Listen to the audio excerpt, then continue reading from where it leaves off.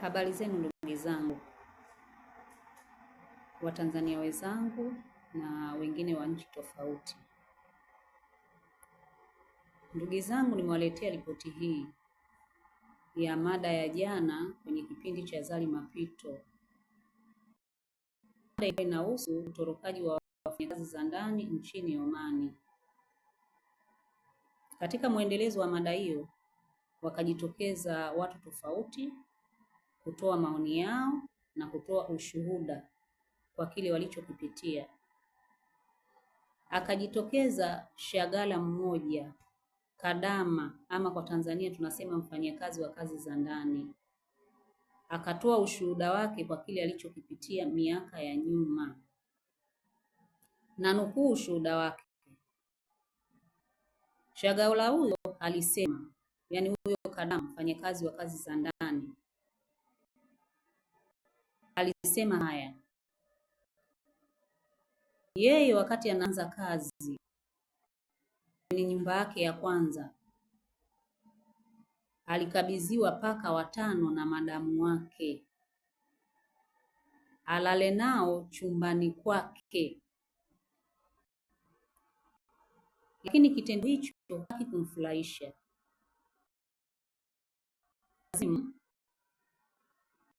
Apige simu kwa watu wake wa karibu na kuwaelezea changamoto hiyo.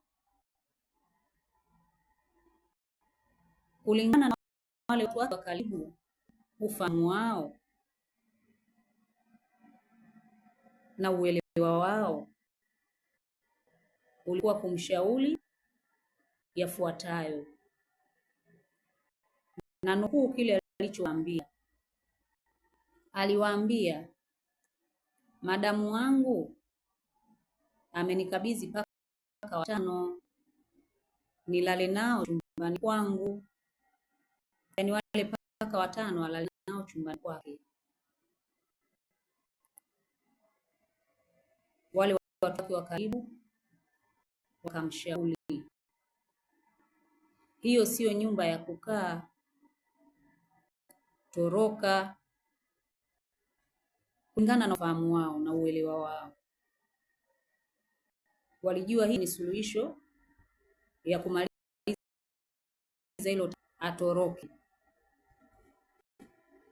Shagala huyo ama kadama hakutaka kutoroka. Kwa mujibu wa maelezo yake, akavumilia kulala na paka 5 chumbani kwake ndani ya miaka 2. Atoa ushuhuda wake kwenye kipindi cha Zali Mapito. Badala kulala na paka wale, baadhi ya wenzake wakamwambia paka wana maradhi ya asma, yani pumu, na hao paka unaolala nao ni wengi, 5 uko nao chumbani kwako, utapata magonjwa. Upeo na ufahamu wa shagala huyo, akasema hata mama yake ana asma, kwa hiyo amelizika kulala na paka hao 5. Lakini tukumbuke, hakulizika kutoka moyoni, amelizika tu kumfurahisha madamu wake. Na kama angekuwa alilizika, asingeweza kupiga simu kwa watu wa karibu wake na kulalamika. Sasa kitu ambacho kimenishangaza kwa muendesha kipindi, badala ya kutambua ufahamu wa shagala yule uko chini kidogo na uelewa wake uko chini, hakupaswa yeye lile jambo kulisifia. Unaposifia jambo baya ambalo mtu yeye hakulizuia, hakuweza kujipigania, lilikuwa tatizo dogo tu la kuzungumza na madamu wake na kumwambia ukweli, siwezi kulala na paka. Lakini usipokuwa muwazi na mkweli, unaendelea kuyalea matatizo. Sasa kama unaendelea kuyalea matatizo, hawa tunaoishi nao ndugu zetu wa Omani watabadilika vipi? Watajua vipi kwamba kitu hiki mfanyakazi wangu hapendi, hakimpendezi? Lakini mwendesha kipindi ushuhuda ule ulimpendeza, aliufurahia. Yeye anaona kama hanajenga ama anakiboresha kipindi chake. Akumbuke kipindi kile watu wa serikali wanakiangalia, wa nchi tofauti, serikali ya Omani, serikali ya Tanzania na sehemu zingine zote, na kuna watu waelewa, kuna watu wasomi wanachuja.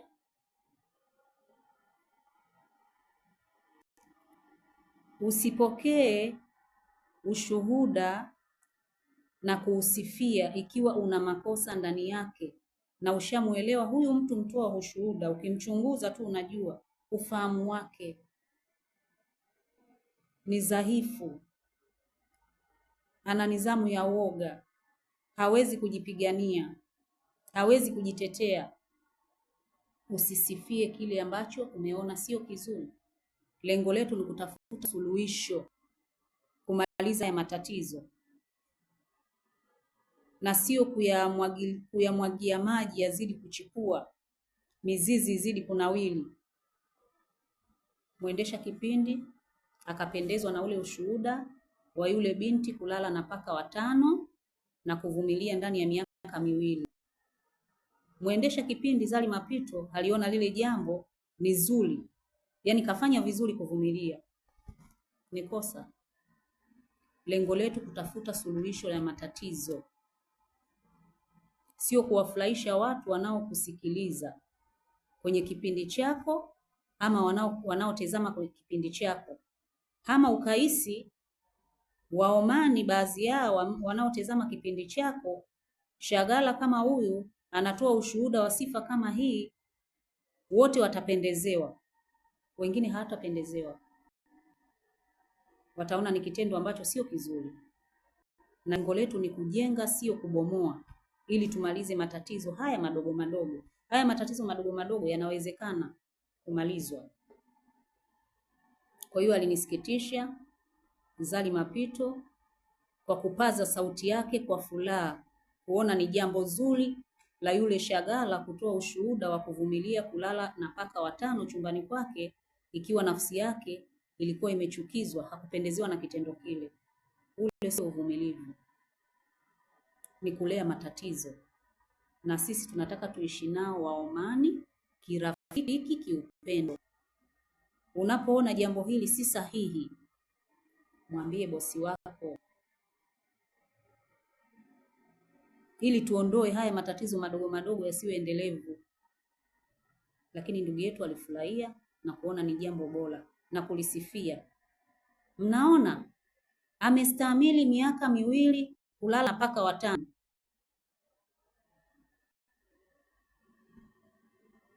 Kwa Mtanzania ama raia wa nchi nyingine tofauti, hebu toeni maoni yenu. Huyu mtu lengo lake ni kutafuta suluhisho ya kumaliza matatizo, ama anataka matatizo haya yaendelee kwa mashagala?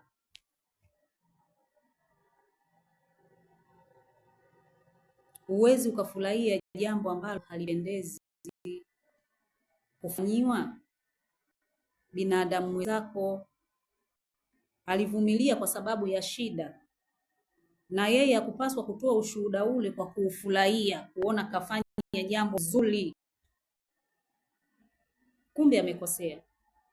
Huenda angemwambia madamu wake kwamba hataki kulala na wale paka, madamu wake angewatoa, kwa sababu Mwarabu na yeye ni binadamu, anapima uwezo wa akili yako. Ngoja huyu nimpe paka alale nao, kesho nitambadilishia, nitamwekea kuku nimuone, atalala pamoja na kuku. Anapima uzito wa akili yako. Akishakuona ili kalizika nalo, tayari kashafahamu uzito wa akili yako uko vipi, ataendeleza. Si umependezewa, umefurahiwa na kile kitendo, ataendeleza. Lakini akishakuona kile kitendo umekikataa, haendelei. Mimi nakaa na Waarabu, naishi nao, na wajua japo sio sana. Kwa hiyo ndugu zangu, mnapotoa ushuhuda na muendesha kipindi, unapopokea ule ushuhuda, jaribu kuangalia, ukiona mfanyakazi huyu ufahamu wake, uelewa wake uko chini, usisifie ule ushuhuda aliyoutoa, kwa sababu lengo letu ni kutafuta suluhisho ya kumaliza matatizo ama kuyapunguza, na si kuyaendeleza kwamba yaendelee kudumu. Nitaendelea.